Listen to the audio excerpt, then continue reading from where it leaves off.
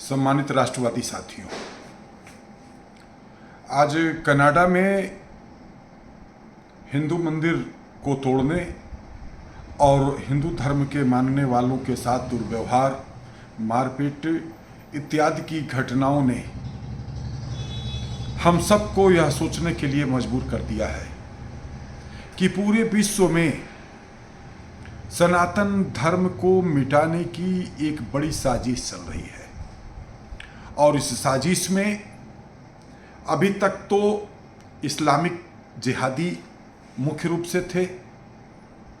हम Christian machinery के लोग छल कपट का माध्यम लेकर के जो है सनातन धर्म को मिटाने और सनातन धर्म के लोगों को लालच इत्यादि दे करके अपने धर्म में परिवर्तन करने की कोशिश में लगे हुए थे। अब इसी अभियान में खालिस्तान भी अब आ गया है। इसका अर्थ है कि कहीं न कहीं पूरे विश्व स्तर पर एक बहुत बड़ी साजिश चल रही है और वो साजिश सनातन के खिलाफ चल रही है। क्योंकि देखिए, ये साजिश तो सफल हो गई होती इन लोगों की। इस साजिश की मुख्य कर्ता धर्ता कांग्रेस है,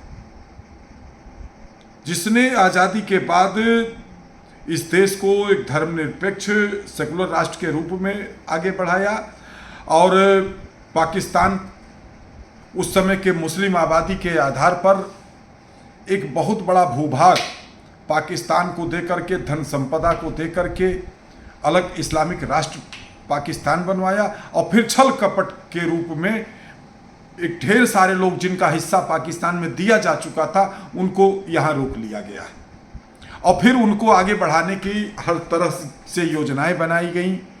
उनके लिए नए नए जो है कानून बने, उनको आर्थिक रूप से संपन्न बनाने के लिए अनेकों रूपों में उनके धर्म संस्कृति को बढ़ाने के लिए तथा कथित कांग्रेस सरकार ने विधिवत रूप से काम किया और हमारे हिंदू सनातन धर्म के खिलाफ नफरतवादी सोच को विकसित करने का काम किया।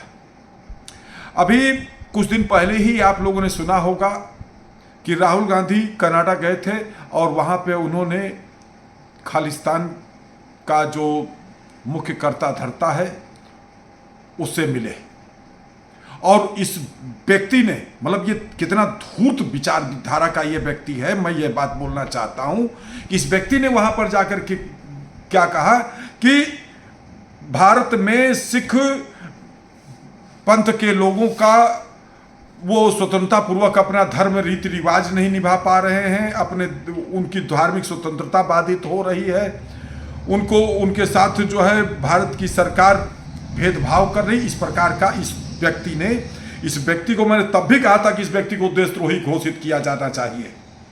आज खालिस्तान में जो हुआ है, मैं श्रीनिवास राष्ट्रवादी संस्थापक भारत रक्षा दल ट्रस्ट राहुल गांधी को आरोपित करते हुए कहना चाहता हूं कि इस व्यक्ति ने कनाडा में जाकर के खालिस्तान समर्थकों के बीच में भारत सरकार के प्रति सिख पंथ के खिलाफ एक उन्माद पैदा करने की कोशिश की, जिसका यह कनाडा में जो घटना घटित हुई है यह उसका परिणाम है। यह बात मैं भारत के समस्त राष्ट्रवादियों से भी कहना चाहता हूं कि अब भी पहचानो इनको। योगी जी के उस सेंटेंस को याद कर लो, बटोगे तो कटोगे। आज कनाडा में नारा लग रहा है कि बटोगे तो कटोगे। आप कहीं से कमजोर नहीं हो। पूरे विश्व की आबादी 240 करोड़ ईसाई हैं, 190 करोड़ मुस्लिम हैं और 120 करोड़ हम सनातनी हैं, हिंदू हैं, जिसमें से 115 करोड़ हम भारत में वर्तमान में हैं। 5 करोड़ हम पूरे विश्व के अन्य देशों में जो है फैले हुए हैं। मेरे सनातनी बंधुओं, अब भी मैं प्रार्थना करता हूं, निवेदन करता हूं, जाति जाति के चक्कर में मत पड़ो। आप बताओ, कनाडा में जो घटना हुई, बांग्लादेश में जो घटनाएं अतीत में हुई हैं, उस पर क्या कांग्रेस ने या समाजवादी पार्टी ने, इन लोगों ने कोई अपना वक्तव्य दिया? क्योंकि इनको उन्हीं का समर्थन हासिल है और ये अप्रत्यक्ष रूप से उन लोगों को समर्थन दे रहे हैं। और हमारा तो यह पता नहीं क्यों मेरा अंतः मन कहता है कि यह सब अंदर अंदर धर्मांतरण कर चुके हैं, यह हिंदू नाम रखे हुए हैं। क्योंकि क्रिश्चियनों ने एक नई पद्धति को भी जन्म दिया है। पहले किसी हिंदू का क्रिश्चियन कम्युनिटी में परिवर्तन होता था तो उसका नाम बदलता था, क्रिश्चियन नाम होता था। अब कहीं किसी को नहीं पता चलता है कि किसका नाम, जैसे अजय जोगी थे, बेचारे अब नहीं हैं, कांग्रेस के नेता, वो व्यक्ति नाम से हिंदू था और वास्तव में वो क्रिश्चियन धर्म स्वीकार कर चुका था। ये सत्ता के लिए कोई भी धर्म स्वीकार कर लेंगे, इनके सेहत पे कोई फर्क नहीं पड़ने वाला है।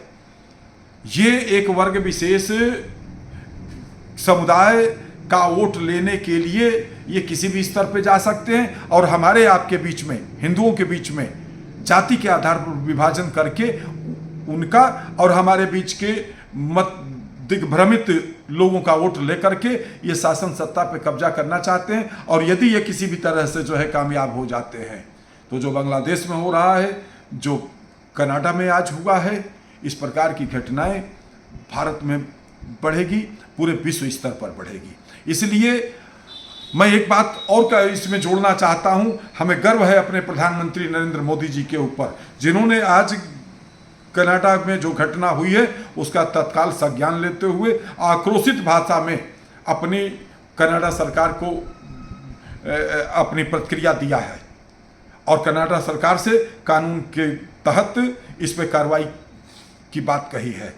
यह बात कम से कम आज एक ऐसा प्रधानमंत्री हम लोगों को मिला तो, जो कि जो है विश्व स्तर पर कहीं भी सनातनियों के साथ कोई बात हो रहा बोल तो रहा है।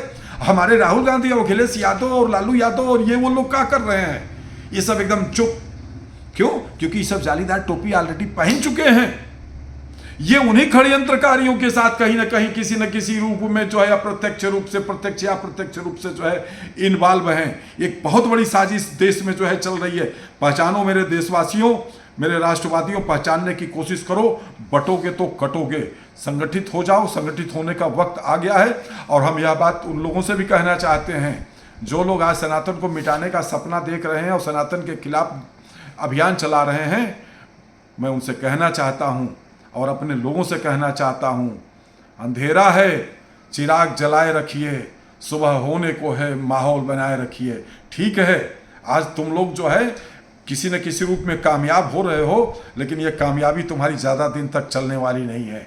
जिस दिन हमारे सनातनी भाई अंगड़ाई ले लेंगे, उस दिन पूरे विश्व पर भारत विश्व गुरु बनने की ओर उन्मुख हो रहा है। इसलिए होगा और इसलिए हर कोई सनातन धर्म को स्वीकार करेगा, क्योंकि सनातन ने कभी भी किसी दूसरे धर्म, पंथ, मजहब को नुकसान पहुंचाने की कोशिश नहीं की। सनातन ने किसी को मिटाने की कोशिश नहीं किया, जबकि ये जितनी बेधर्मी शक्तियां हैं इनका एक उद्देश्य है, सनातन को मिटाओ।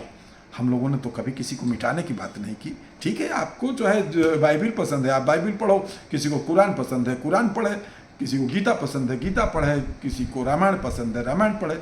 हम लोग इस प्रकार की सोच के नहीं, लेकिन तुम्हारी सोच नफरतवादी है और नफरतवादी सोच बहुत ज़्यादा दिन तक चलने वाली नहीं है।